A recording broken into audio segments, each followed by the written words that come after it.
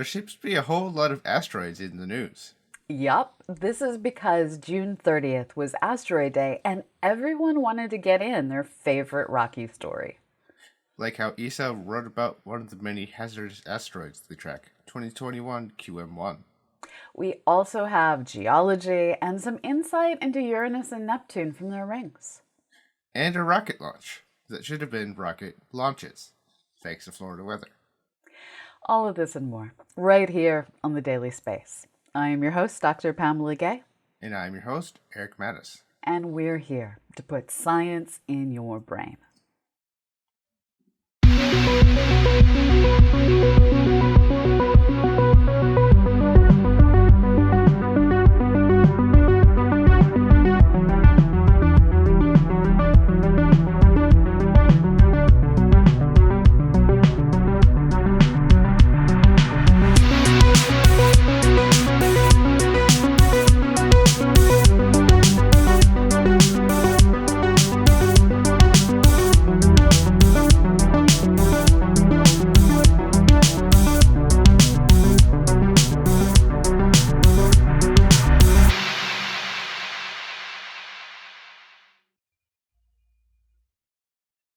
In only their second launch of 2022, the Indian Space Research Organization launched the PSLV C-53 mission into equatorial orbit from the Satish Dhawan Launch Center's second launch pad in Sriharikota, India.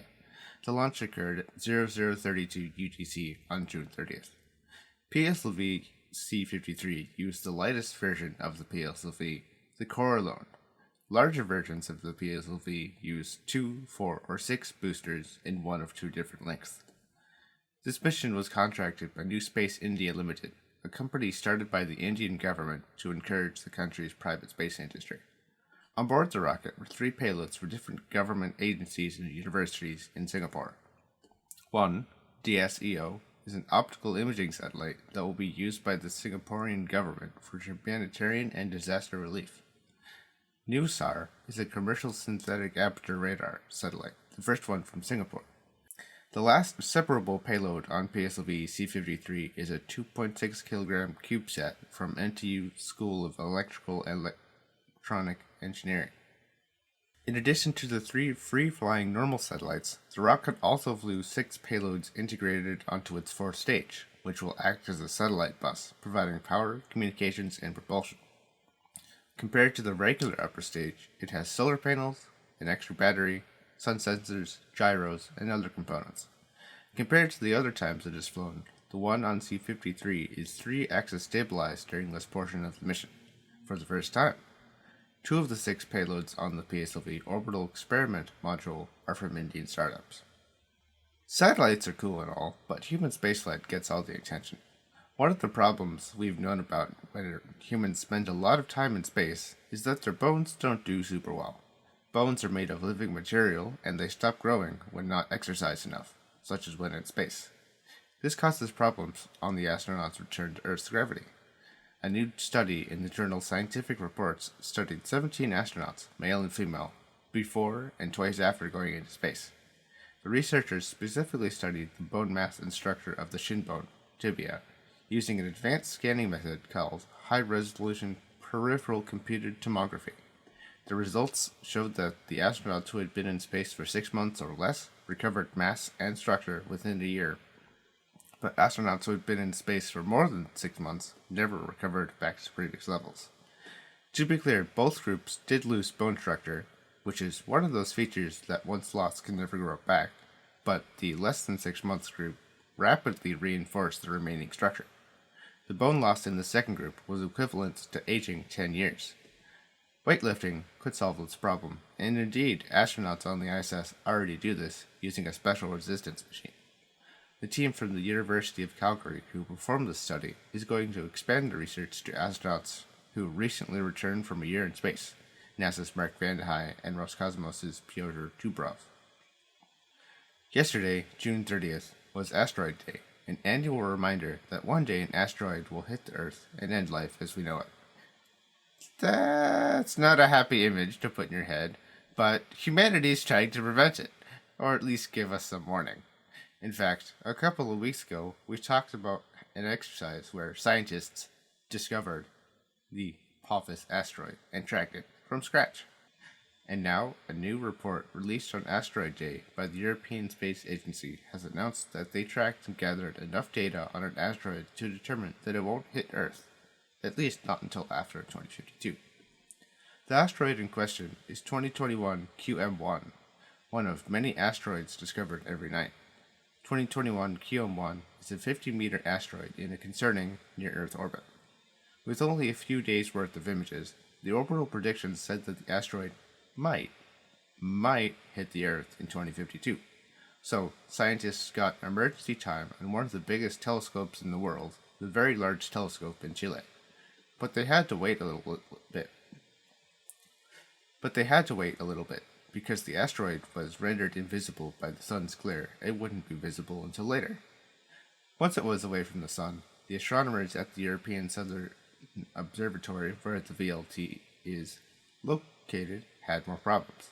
Tiny 2021 QM1 would be difficult to see between all the background stars because of the particularly dense patch of the Milky Way it was in front of. However, on May 24, 2022, they found the asteroid again at an incredibly dim magnitude 27. According to ESA, that is 250 million times fainter than the faintest stars visible to the unaided eye from a dark site. With this further orbital arc, the asteroid's impact in 2052 was ruled out, though there are still 1,377 potentially hazardous asteroids on ESA's list. Friendly reminder that none of those are predicted to hit the Earth. And now, let's look at how vibrations and waves are used to understand planets and our solar system. Stay tuned. More and more attention is being paid to our two ice giants, Uranus and Neptune, despite the lack of current missions being sent to these two worlds. While Venus is getting all the spacecraft love, scientists are still trying to do what they can with what they have data-wise to understand the icy blue worlds. And that's incredibly difficult to do when the only spacecraft to have collected data was merely passing through the systems. Literally. On top of that issue, the ice cover on the two worlds, they aren't called ice giants for nothing, makes it difficult to see the interiors of the planets. And both of these issues have led to a large team of scientists getting creative, and their results can be read in a preprint on Archive led by Joseph Ahern. We've talked before about how a different team of scientists was working on using seismic waves in Saturn's ring system to gain a better understanding of the gas giant's interior. That technique could work at both Uranus and Neptune, who also have their own smaller ring systems. But we have tons of data about Saturn's rings from Voyager and Cassini. Honestly, Cassini has in particular gathered petabytes of data on Saturn and its moons, so there's a lot of information to work with. The method works like this. Inside the planet, there are gravitational oscillations. One particular pattern of oscillations is known as normal mode, and that pattern occurs when every part of the planetary system begins to oscillate at the same frequency. The effects of the wave can be felt throughout the entire planetary system, including within the rings, and those effects can then be measured and mapped to the interior of the planet. As we mentioned before, this technique has successfully been used on Saturn's rings. And then there are the moons that are shepherding the rings. This occurs in both Saturn's rings and the rings of Uranus and Neptune. Those moons will also move at this same resonance and can even create their own resonance that will show effects in the rings. But we need more data. Hey NASA, we really need an ice giant orbiter or two. Please? Please? One of the reasons we know that using seismic waves to map the interior of a planet works is that we use a similar technique here on Earth.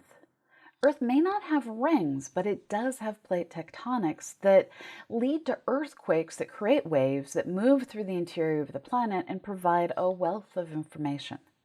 Again, this kind of analysis is pretty simple when you have enough data. And now, in a new paper published in the journal Science China, Earth Sciences, a team of researchers has particularly focused on the effects of convergent plate margins, both active and fossil. Now, if you're wondering, fossil plate boundaries, is that a thing? Apparently so. According to this research, there are 3 stages in the formation of evolution of convergent plate boundaries. The first stage is characterized by what we call a low-angle subduction, where the downgoing plate is moving under the upper plate at an almost but not quite parallel angle. This type of convergent boundary gives rise to alpine-type mountains, but not magmatic volcanic arcs. The next stage of subduction occurs with higher angle subduction, where the downgoing plate is sharply tilted with respect to the upper plate. And those situations are what create magmatic arcs as seen around the Pacific Ring of Fire, with numerous volcanoes in Russia, Japan, Indonesia, Chile, Argentina, and even Alaska. But then there is a post-stage to both of these subduction types. And that is actually characterized by rifting as the boundary changes types. The subducting plate is still there, becoming thinner and more pliable from the heat of the mantle, until it begins to founder. That means the plate breaks away and leaves a gap where it once was being subducted. And instead, the hot plastic mantle begins to well up through the gap and push the 2 plates apart. But that leftover bit that is foundering and not attached, that's a fossil plate. There is one under North America called the Farallon Plate, left over from the formation of California and much of the West Coast. And this process repeats itself over and over in the history of our planet, leading to a mechanism that exchanges heat and energy between the interior and the surface. Plate tectonics is fascinating, and we're the only planet in our solar system that we know of that has it. Of course, there are things outside our solar system that can affect Earth, and we'll talk about that next before we get to this week's review. Stay tuned. One of the really cool things that is possible with modern star catalogs is our ability to see not just where stars are now, but also where they are headed. With knowledge of both where stars are and where they are going, we can begin to run models that describe how stars will interact as they orbit for the next few millions of years. And one star, Gliese 710, it's headed our way. 1.29 million years from now, it will pass within 0.06 light years, or 4,000 astronomical units of our sun. As a reminder, our solar system reaches out to about 100,000 AU, which means this star will enter our solar system and its gravity will disrupt the outermost parts of the solar system as it passes through the Oort Cloud. The Oort Cloud is full of icy objects. The stuff that comets are made of often originates from right where Gliese 710 is going to pass. Models suggest that this star in the Oort Cloud scenario will send countless comets hurtling in toward the inner solar system where we live. This is not good. Researcher E.A. Milne puts it this way in Newsweek, quote, "We have Jupiter, which will hoover up many of these, much like it did in 1994 when it hoovered up Comet Shoemaker leaving 9 before it could come any closer to us. But the sheer numbers are such that if anything astrophysical has the potential to utterly destroy our biosphere, it will be one of those millions of comets which will be coming our way in only 1 million years' time." End quote. In trying to find the original research paper associated with this story, which we had brought to us by one of our awesome audience members, we discovered this story dates back to at least 2016 when it was published by Bursky and Deb Shensky, with refined data coming out with each update of the Gaia star catalogs. With the original research predating the show, we missed it when it broke, but we will be continuing to follow it in the years to come. If I seemed a bit too full of joy as I discussed that future comet attack, it's because I knew this review was coming. Today, I get to bring you a fun romp through parallel universes from author John Scalzi. Written during the pandemic, this story acknowledges our current reality full of masks, DoorDash, and theaters that continue to struggle to keep their doors open in the face of COVID. These realities are acknowledged and then brushed aside as we follow our lead character, Jamie, through a thin point in reality and jump into a parallel reality. There are two different kinds of multiverse theory. There's the standard idea that our universe is just one of many that emerged from some quantum foam. Each universe likely has its own starting values, like the seed on a Minecraft server, and from these starting values, radically different universes, most of which will self-destruct rather quickly, can spring into reality. I firmly believe we exist in this kind of a multiverse. But this kind of a multiverse isn't all that interesting to sci-fi writers because it isn't a great plot point to, well, jump through to another universe and instantly die. This is where the many worlds interpretation of quantum mechanics and all its branching universes becomes super interesting to writers, even if it's more often ignored by scientists. In this interpretation, every choice that is made splits reality into two or more versions where each possible outcome is able to happen somewhere. In this theory, there are universes somewhere out there in which that dino-killing asteroid never hit the Earth. Realities where everything could evolve in radically different ways. And it is into one of these alternate realities where evolution looked radically different that our hero finds themselves working one unexpected day. Working, like so many people working in nature conservation agencies, to try and help giant, occasionally very deadly critters figure out how to breed and keep their populations going. Hijinks, of course, ensues, and all the standard characters are in hand to do all the expected things.